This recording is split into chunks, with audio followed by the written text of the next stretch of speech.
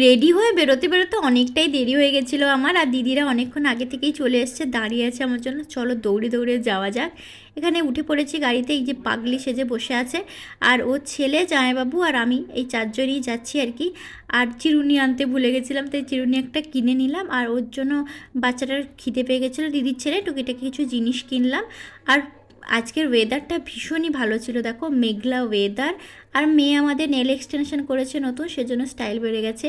যারা যারা দীঘা গেছো তারা এই রাস্তা দিয়েই গেছো, যদি জানো তো বলো তো কোন রাস্তা এটা, কোথায়।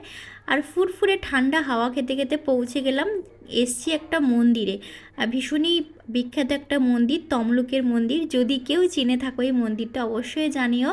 আর এখানে সব দোকানদাররা এরকম ডাকছিল, যাই হোক তার মধ্যে থেকে একটা দোকানে ঢুকে ফুল আর ঠাকুরের জন্য মিষ্টি কিনে নিলাম।